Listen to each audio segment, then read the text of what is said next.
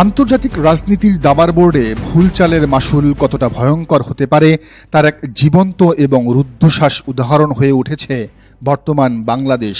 একটা সময় মনে হচ্ছিল আমেরিকা ছাড়া যেন ঢাকার এক মুহূর্তও চলছিল না। ওয়াশিংটনকে খুশি করতে তাদের গুড বুকে নাম লেখাতে গিয়ে রীতিমতো তাড়াহুড়ো করে ৪৫,০০০ কোটি টাকার এক বিশাল এবং প্রশ্নবিদ্ধ বোয়িং চুক্তিতে সই করেছিল বাংলাদেশ। শুধু বিমান কেনাই নয়, আমেরিকার সাথে এমন কিছু অসম চুক্তিতে সই করা হয়েছিল যা নিয়ে খোদ কূটনৈতিক মহলেই চরম বিস্ময় তৈরি হয়েছিল। সমালোচকরা অত্যন্ত কড়া ভাষায় বলেছিলেন পররাষ্ট্রমন্ত্রী খলিলুর রহমান মূলত বাংলাদেশকে আস্ত গিলে খাওয়ার জন্য আমেরিকার পেটে ঢুকিয়ে দিয়েছেন। কিন্তু আমেরিকার দালালি করতে গিয়ে সবচেয়ে বড় এবং আত্মঘাতী এবং অপরিণামদর্শী ভুলটি করা হয়েছিল মধ্যপ্রাচ্যের ফ্রন্টে। ওয়াশিংটনকে তুষ্ট করতে গিয়ে ইরান এবং মধ্যপ্রাচ্যের চরম উত্তেজনাকর পরিস্থিতিতে তেহরানের বিপক্ষে সরাসরি স্টেটমেন্ট দিয়ে বসেছিল ঢাকা। আন্তর্জাতিক কূটনীতিতে এমন অপরিপক্ক সিদ্ধান্তের ফলাফল কী হতে পারে তা এখন সবারই জানা। হরমুজ প্রণালীর মতো বিশ্বের সবচেয়ে ভয়ঙ্কর এবং স্পর্শকাতর জলপথে আটকে দেওয়া হয়েছে বাংলাদেশের জাহাজ। এত কিছুর পরও কি আমেরিকার মন গলেছে? এত বিশাল অঙ্কের বোয়িং কিনে অসম চুক্তিতে সই করে এবং ইরানের মতো পরাশক্তির বিরাগভাজন হয়েও কি আইএমএফের কাছ থেকে কাঙ্ক্ষিত উদ্ধার প্যাকেজ পাওয়া গেছে? উত্তর হলো একদমই না। এত তেল মেরে এত তোষামদি করার পরও আইএমএফের সদর দপ্তর থেকে ঢাকাকে চরমভাবে প্রত্যাখ্যাত করা হয়েছে। 2 পয়সাও লোন বা বেইল আউট ফান্ড ছাড় করেনি তারা। ওয়াশিংটন মূলত ঢাকাকে টিস্যু পেপারের মতো ব্যবহার করে ছুঁড়ে ফেলেছে। আর যখন বাংলাদেশের দিকে তাকাবেন তখন দেখবেন এক ভয়ঙ্কর অর্থনৈতিক মৃত্যুফাত। দেশে তীব্র ডলার সংকট, কলকারখানা চালানোর মতো পর্যাপ্ত গ্যাস নেই, কৃষকের মাঠে দেওয়ার মতো সার নেই এবং বিশ্ববাজারে জ্বালানি তেলের চরম সংকট।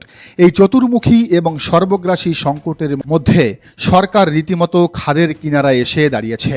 রাজনৈতিক ও অর্থনৈতিক বিশ্লেষকরা অত্যন্ত স্পষ্টভাবে সতর্ক করে বলছেন, এই ডলার, গ্যাস, সার আর তেলের সংকট যদি আগামী কয়েক মাসের মধ্যে সামাল দেওয়া না যায় তবে ত্রয়োদশ জাতীয় সংসদ নির্বাচনে বিপুল ম্যান্ডেট নিয়ে ক্ষমতায় আসা এই সরকারের টিকে থাকাই মুশকিল হয়ে পড়বে। দেশে এক চরম জনরোষ এবং অরাজকতা তৈরি হওয়া এখন কেবলই সময়ের ব্যাপার। ঠিক এমন এক খাদের কিনারায় দাঁড়িয়ে পিঠ যখন আক্ষরিক অর্থেই দেয়ালে ঠেকে গেছে তখন খবর এলো এক আকস্মিক এবং চরম নাটকীয় কূটনৈতিক সফরের। যে চীনকে গত কয়েক মাস ধরে চরম অবজ্ঞা ও অবহেলা করে দূরে সরিয়ে রেখে কেবল আমেরিকার দালালি করেছিল সরকার, মাত্র 2 মাসের মাথাতেই নিজেদের অস্তিত্ব বাঁচাতে সেই চীনের কাছেই ধর্ণা দিতে বাধ্য হচ্ছে ঢাকা। 3 দিনের এক অত্যন্ত গুরুত্বপূর্ণ রাষ্ট্রীয় সফরে মঙ্গলবার দুপুরে বেইজিংয়ের উদ্দেশ্যে ঢাকা ত্যাগ করেছেন পররাষ্ট্রমন্ত্রী খলিলুর রহমান। ত্রয়োদশ জাতীয় সংসদ নির্বাচনে বিএনপি সরকার গঠনের পর এটিই তার প্রথম আনুষ্ঠানিক চীন সফর। এই সফরে তার প্রধান সঙ্গী হিসেবে থাকছেন প্রধানমন্ত্রীর পররাষ্ট্র বিষয়ক উপদেষ্টা হুমায়ুন কবির। গত এপ্রিলের শুরুতেই ভারত সফর শেষ করেছিলেন পররাষ্ট্রমন্ত্রী। সেই সফরের মাত্র 1 মাসের ব্যবধানে হঠাৎ করে বেইজিংয়ে ছুটে যাওয়াকে নিছক কোনো রুটিন সফর হিসেবে দেখছেন না বিশ্লেষকরা। এটি মূলত ওয়াশিংটন এবং দিল্লির বলয় থেকে বেরিয়ে নিজেদের অর্থনৈতিক পঙ্গুত্ব ঘোচাতে এক মরিয়া কূটনৈতিক ভারসাম্য বা স্ট্র্যাটেজিক ব্যালেন্সিং রক্ষা করার শেষ চেষ্টা। বুধবার বেইজিংয়ের গ্রেট হলে চীনের দুদে এবং ধূর্ত পররাষ্ট্রমন্ত্রী ওয়াং ইয়ের সঙ্গে এক রুদ্ধদ্বার দ্বিপাক্ষিক বৈঠকে অংশ নেবেন খলিলুর রহমান। এই বৈঠকটি মূলত বাংলাদেশের জন্য do or die match. Dhaka এই বৈঠকে এমন কিছু এজেন্ডা নিয়ে যাচ্ছে যা তাদের বর্তমান অর্থনৈতিক দমবন্ধ অবস্থা থেকে মুক্তি দিতে পারে কিংবা মুক্তি না পেয়ে পতনও ঘটাতে পারে। বৈঠকের টেবিলে সবচেয়ে বেশি গুরুত্ব পাবে জ্বালানি সহযোগিতা এবং বাণিজ্য সম্প্রসারণ। ডলার সংকটে যখন দেশের গ্যাস ও তেল আমদানি বন্ধের উপক্রম, তখন চীনের কাছ থেকে বিশেষ সুবিধায় জ্বালানি বা ডিফার্ড পেমেন্টের কোনো সুযোগ পাওয়া যায় কিনা তা নিয়ে মরিয়া চেষ্টা চালাবে খলিলুর রহমান। এর পাশাপাশি মোংলা বন্দরের আধুনিকায়ন, গুয়াংজু চট্টগ্রাম এবং সাংহাই চট্টগ্রাম সরাসরি কার্গো ও যাত্রী ফ্লাইট চালু করার মতো কৌশলগত কানেক্টিভিটি ইস্যুগুলো জোর পাবে।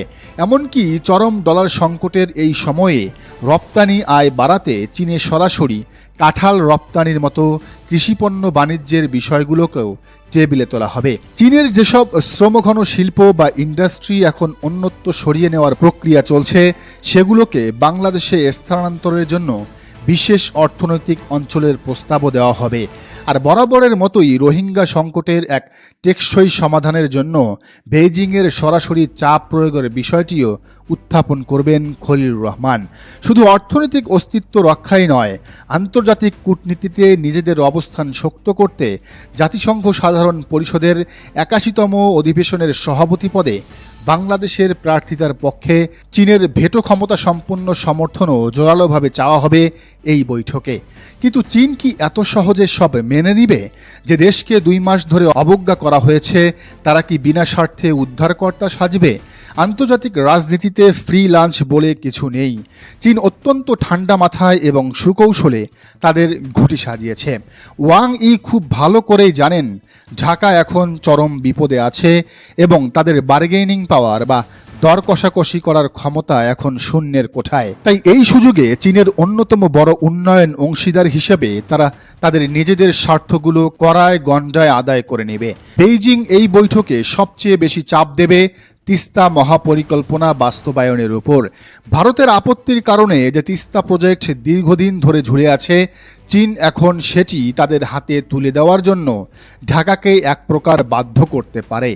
একই সাথে শি জিনপিংয়ের স্বপ্নের বেল্ট অ্যান্ড রোড ইনিশিয়েটিভ এবং গ্লোবাল ডেভেলপমেন্ট ইনিশিয়েটিভের আওতায় বাংলাদেশকে আরও গভীরভাবে যুক্ত করার জন্য কৌশলগত চুক্তি সইয়ের প্রস্তাব দেবে। ঢাকা যদি চীনের কাছ থেকে অর্থনৈতিক লাইফলাইন চায়, তবে তাদের চীনের এই মেগা প্রজেক্টগুলোর বলয়ে প্রবেশ করা ছাড়া আর কোনো বিকল্প থাকবে না। পররাষ্ট্রমন্ত্রী খলিলুর রহমানের এই সফরটি মূলত একটি গ্রাউন্ড ওয়ার্ক বা মাঠ প্রস্তুত করার কাজ। এই রুদ্ধদ্বার বৈঠকেই নির্ধারিত হবে পরবর্তী এবং সবচেয়ে বড় ভূরাজনৈতিক চাল। জানা গেছে ওয়াং ই এর সাথে এই বৈঠকেই প্রধানমন্ত্রী তারেক রহমানের একটি অত্যন্ত হাই প্রোফাইল সম্ভাব্য চীন সফর নিয়ে চূড়ান্ত আলোচনা হওয়ার কথা রয়েছে। সবকিছু ঠিকঠাক থাকলে ধারণা করা হচ্ছে আগামী জুনের মাঝামাঝি থেকে জুলাইয়ের প্রথমার্ধের মধ্যে প্রধানমন্ত্রী তারেক রহমান বেইজিংয়ের রেড কার্পেটে পা রাখতে পারেন। আমেরিকার উপর অতি নির্ভরশীলতা যে একটি রাষ্ট্রকে কতটা অসহায় এবং খাদের কিনারায় ঠেলে দিতে পারে, ঢাকা আজ তার সবচেয়ে বড় প্রমাণ।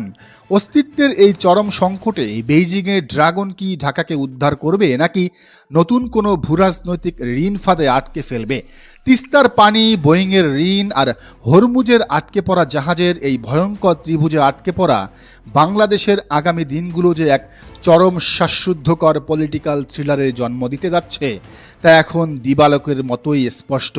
দিল্লির ভ্রুকুটি আর ওয়াশিংটনের প্রতারণা এড়িয়ে বেইজিংয়ের এই নতুন সমীকরণেই হয়তো নির্ধারণ করে দেবে বর্তমান সরকারের, তারেক রহমানের সরকারের, বিএনপির সরকারের চূড়ান্ত ভাগ্য। দর্শক, বিষয়টিকে আপনি কিভাবে দেখছেন জানান মন্তব্যের ঘরে। আর এই চ্যানেলে নতুন হলে অবশ্যই সাবস্ক্রাইব করে বেল আইকনটি বাজিয়ে রাখুন।